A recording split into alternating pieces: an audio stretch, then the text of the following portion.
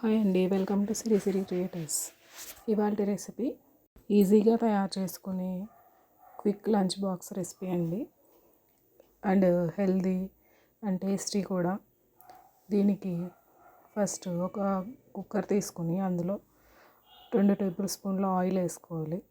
ఈ ఆయిల్ వేయడైన తర్వాత whole spices, garam masala spices ఉంటాయి కదండి, అవన్నీ వేసుకొని ఒకసారి వేయించుకోవాలి.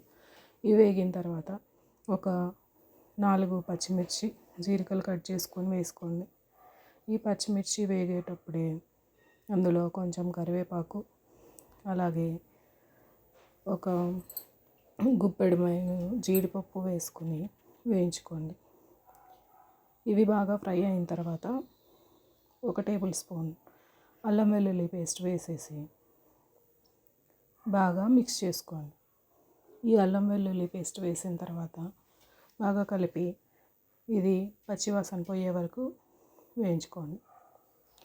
ఇది వేగేలోపు మనకు ఇందులోకి కొన్ని వెజిటేబుల్స్ కట్ చేసి పెట్టుకోండి. అందులో 1 కప్పు క్యారెట్ ముక్కలు, అలాగే 1 కప్పు బంగాళదుంప ముక్కలు, అండ్ అలాగే ఇంకా ఫ్రెంచ్ బీన్స్ ఉంటాయి కదండి, ఇవి ఒక 4-5 బీన్స్ కట్ చేసి వేసుకోండి. ఈ ముక్కలు వేసిన తర్వాత బాగా కలుపుకోండి. ఇవి కలుపుకొని ఈ ముక్కల్లో ఉండే వాటరే మనకి బాగా మగ్గుతుంది.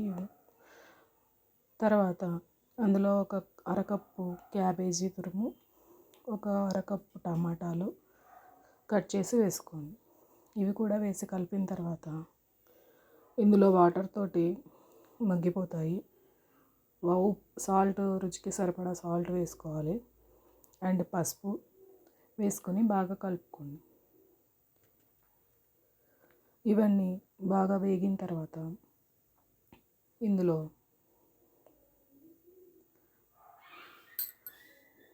రుచికి సరిపడా ఉప్పు వేసేసాం కదండి, అలాగే 1 స్పూన్ ధనియాల పొడి వేసేసి కలుపుకోండి.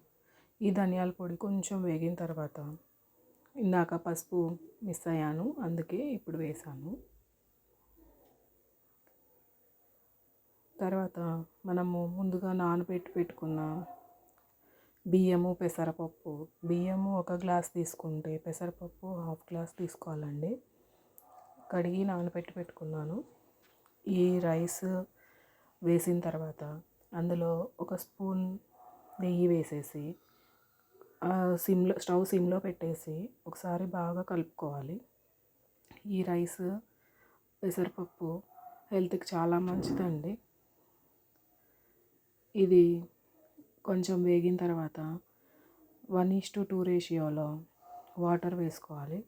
వాటర్ వేసుకొని ఒకసారి ఉప్పు అది సరిపోయిందో లేదో ఒకసారి చూసుకొని కుక్కర్ మూత పెట్టేసి 2 విజిల్స్ వచ్చే వరకు ఉంచండి. 2 విజిల్స్ వచ్చిన తర్వాత ప్రెషర్ అంతా తగ్గిన తర్వాత ఓపెన్ చేసి ఇలా కలుపుకొని సర్వ్ చేసేసుకోవడమే అండి. దీనికి ఎలాంటి గ్రేవీ కర్రీ కూడా అవసరం లేదు. ఇందులో అన్ని రకాల వెజిటేబుల్స్ వేసుకోవచ్చు. ఇంకా లీఫీ వెజిటేబుల్స్, పాలకూర, తోటకూర లాంటివి కూడా 1 కప్పు వేసుకోవచ్చు. దీన్ని ఎలాంటి గ్రేవీ కర్రీ లేకుండా తినేయచ్చు. ఒకవేళ కావాలంటే రైతాతో కూడా